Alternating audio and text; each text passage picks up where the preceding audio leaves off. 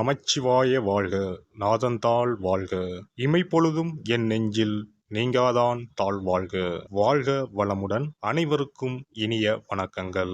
நாம் இந்த பதிவில் வக்ர நிவர்த்தி அடையும் குரு பகவான் உங்கள் ராசிக்கு என்னென்ன பலன்களை தரப்போகிறார், அதற்கான பரிகாரம் என்ன என்பதனை பற்றி விரிவாக காண்போம்.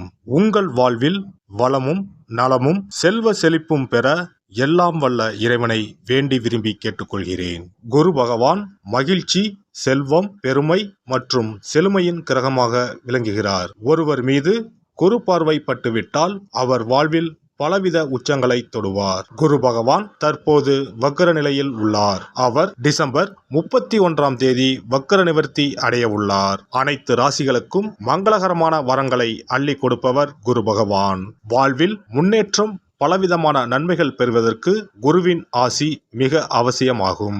குருவின் பார்வை இருந்தால் எப்படிப்பட்ட பிரச்சனையாக இருந்தாலும் அதிலிருந்து மீண்டு வர முடியும் என்பது ஐதீகம். குரு பகவான் ஒரு ராசியில் உச்சம் பெற்றால் செல்வ செழிப்பு, பணம், குழந்தை பாக்கியம், திருமண பாக்கியம் உள்ளிட்டவைகள் கிடைக்கும். நவ கிரகங்களில் இடமாற்றம் மிகவும் முக்கியமானதாக கருதப்படுகிறது. ஒருவர் பிறக்கும் போது நவ கிரகங்கள் எந்தெந்த நிலையில் இருக்கின்றார்களோ அதனை பொறுத்தே அவர்களது ஜாதகம் அமைக்கப்படும். அந்த வகையில் தற்போது மேசராசியில் பயணம் செய்து வரும் குரு பகவான் வரும் டிசம்பர் 31ஆம் தேதி வக்ர நிவர்த்தி அடைகிறார். இதன் காரணமாக வரும் 2024ஆம் ஆண்டு 12 ராசிகளுக்கும் குரு பகவானின் தாக்கம் ஏற்படுகிறது. ஒரு சில ராசிகள் சிறப்பான பலன்களை பெறப்போகின்றனர். அது எந்தெந்த ராசிகள் என்பது குறித்து தெரிந்து கொள்வோம். சிம்ம ராசி அன்பர்களுக்கு குரு பகவான் சிம்ம ராசிக்கு 9ஆம் வீட்டில் பயணம் செய்கிறார். 9ஆம் இடம் தெய்வ வழிபாடுகளையும் சன்னதியையும் குறிக்கும். ஆன்மீக பயணங்களை செய்வீர்கள். நிறைய தொலைதூர தெய்வ வழிபாடுகளை செய்வீர்கள். பெண்கள் தங்க நகைகள் வாங்குவதற்கு ஏற்ற காலகட்டம். பெட்டி நிறைய தங்கம் சேரப்போகிறது. ஜோதிடம், ஆன்மீக துறையில் இருப்பவர்களுக்கு நல்ல வாய்ப்புகள் தேடி வரும். குரு பெயர்ச்சியின் இறுதி காலகட்டங்களில் அரசு மற்றும் அரசியலில் இருப்பவர்களுக்கு மேன்மை உண்டாகும். கேது ராசிக்குள் இருப்பதால் அடிக்கடி உணர்ச்சி வசப்படுவீர்கள். விரக்தி, மறதி இருக்கும். குரு பார்வை காரணமாக எல்லாவற்றையும் சமாளித்து விடுவீர்கள். மகள் திருமண விஷயமாக நீங்கள் எதிர்பார்த்த சம்பந்தம் நல்ல முறையில் கூடி வரும். அதனால் மன நிம்மதியும் மகிழ்ச்சியும் அடைவீர்கள். ஆன்மீக விஷயத்தில் நாட்டம் அதிகரிக்கும். கோயில் திருப்பணிகளை முன்னின்று நடத்துவீர்கள். கருத்து வேறுபாடு காரணமாக பிரிந்து இருந்த தம்பதியர் மகிழ்ச்சியுடன் ஒன்று சேர்வீர்கள். ராகுவுடன் சஞ்சாரம் காரணமாக கூட்டு தொழிலில் இருப்பவர்களுக்கு பிரச்சனைகள் வரும். ஒரு சிலருக்கு சுயமாக தொழில் தொடங்கும் பாக்கியம் உண்டு. மனதில் நினைத்த காரியங்களை செய்து முடிப்பீர்கள். நீண்ட நாட்களாக இருந்து வந்த கவலைகள் குறையும். கடன் தொடர்பான பிரச்சனைகள் நீங்குவதற்கான வாய்ப்புகள் உருவாகும். தாய் வழி உறவினர்களின் ஆதரவு கிடைக்கப் பெறுவீர்கள். எண்ணங்களில் இருந்து வந்த குழப்பங்கள் நீங்கி புத்துணர்ச்சியுடன் காணப்படுவீர்கள். வெளியூர் மற்றும் வெளிநாடு தொடர்பான பயண வாய்ப்புகள் சாதகமாக அமையும். குடும்ப உறுப்பினர்களின் எண்ணங்களை அறிந்து நிறைவேற்றி வைப்பீர்கள். தன வரவுகளில் இருந்து வந்த இழுபறியான சூழ்நிலைகள் மறையும்.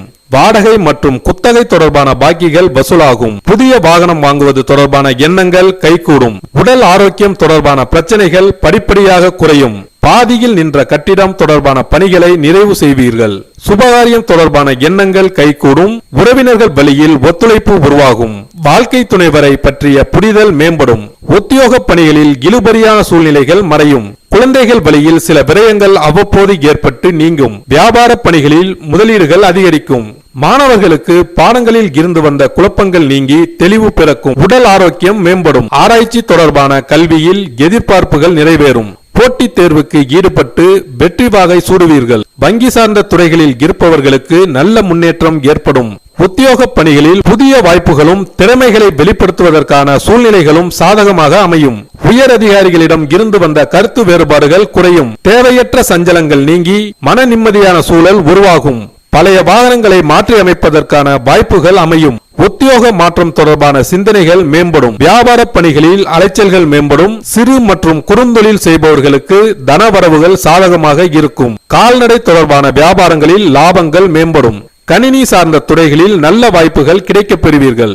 விவசாயம் சார்ந்த துறைகளில் மேன்மையான சூழ்நிலை காணப்படும். புதிய கால்நடை வாங்குவது தொடர்பான எண்ணங்கள் கைகூடும். பாசன வசதி தொடர்பான பிரச்சனைகள் குறையும். உறவினர்களின் சுப நிகழ்ச்சியில் கலந்து கொண்டு மனம் மகிழ்வீர்கள்.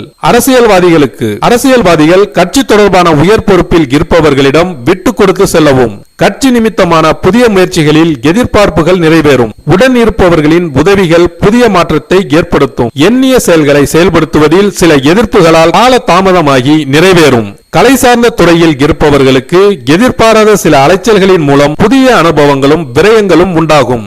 வித்தியாசமான கலை ரசனை மற்றும் சிந்தனைகள் அதிகரிக்கும். தனவரவில் இருந்து வந்த இழுபறிகள் குறையும். வரவிருக்கின்ற குரு பயிற்சியின் மூலமாக புதுவிதமான பயணங்கள் உண்டாகும். குடும்ப உறுப்பினர்களின் ஆதரவுகளாலும் புத்துணர்ச்சியான சிந்தனைகளாலும் முன்னேற்றத்தை உருவாக்குவீர்கள். எதிர்காலம் மற்றும் தனம் சார்ந்த விஷயங்களில் விழிப்புணர்வு வேண்டும். பரிகாரம்: வியாழக்கிழமை தோறும் குலதெய்வ வழிபாடு செய்து வர எண்ணங்களில் தெளிவும் புத்துணர்ச்சியும் உண்டாகும்.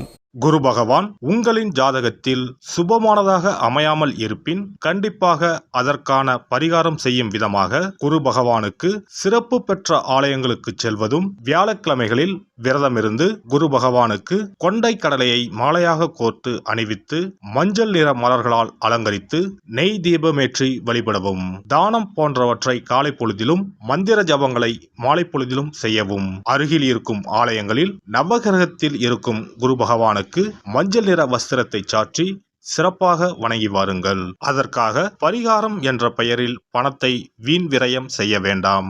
அதற்கு பதிலாக இறைவனை வழிபடுவதோடு ஆலயங்களுக்கு தேவையான நெய், நல்லெண்ணெய், பன்னீர், சந்தனம், பால், தயிர் மற்றும் மலர் மாலைகள், பூக்கள் என இறைவனுக்கு உகந்த கோவிலுக்கு தேவையான பொருட்களை உங்கள் சக்திக்கு ஏற்றவாறு வழங்கி கோயில் கைகாரியம் செய்யுங்கள். தமிழ்நாட்டில் குரு பரிகார தலங்களாக பல இடங்கள் உள்ளன. இவற்றில் கும்பகோணம் அருகே உள்ள ஆலங்குடி குருஸ்தலமாகும். தஞ்சாவூர் மாவட்டம் திட்டை, மதுரை மாவட்டம் சோழவந்தான் அருகில் உள்ள குருவித்துறை, சிவகங்கை மாவட்டம் காரைக்குடி அருகில் உள்ள பட்டமங்கலம் உள்ளிட்ட ஆலயங்களில் பரிகார பூஜைகள் செய்து வழிபடலாம். நவ திருப்பதிகளில் ஒன்றான ஆழ்வார் திருநகரி குருஸ்தலமாகும். அங்கும் வழிபாடு செய்யலாம். திருச்செந்தூரில் முருகப்பெருமான் குரு வடிவாகவே அருள் புரிகிறார். சூரசம்ஹாரம் செய்த பின்பு முருகப்பெருமான் அந்த தோஷத்தை போக்குவதற்காக திருச்செந்தூரில் சிவபெருமானை பூஜித்தார். குருவருள் பெற திருச்செந்தூருக்கு செல்லுங்கள். இவை தவிர சிவன் கோவில்களில் தட்சிணாமூர்த்திக்கு வியாழக்கிழமை தினத்தன்று சிறப்பு வழிபாடுகள் செய்வதன் மூலமும் குருவின் அருளை பெறலாம். குரு பகவானுக்கு இனிப்பு என்றால் மிகவும் பிடிக்கும். அதனால் வியாழக்கிழமை விரதம் இருந்து இனிப்பு செய்து அவருக்கு படையலாக வைத்தால் அவரின் பார்வை நம் மீது திரும்பும் என்பது ஐதீகம். எல்லாம் வல்ல இறையருளால் நீங்களும் உங்கள் அன்பு குடும்பமும் உடல் நலம், நீலாயுள், நிறை செல்வம், உயர் புகழ், மெய்ஞானம் ஓங்கி வாழ்க வளமுடன். இந்த வீடியோ உங்களுக்கு பிடிச்சிருந்தா லைக் பண்ணுங்க, ஷேர் பண்ணுங்க அண்ட் சப்ஸ்கிரைப் பண்ணுங்க. பக்கத்துல இருக்க பெல் ஐகானை கிளிக் பண்ணுங்க. நன்றி, வணக்கம், வாழ்க வளமுடன்.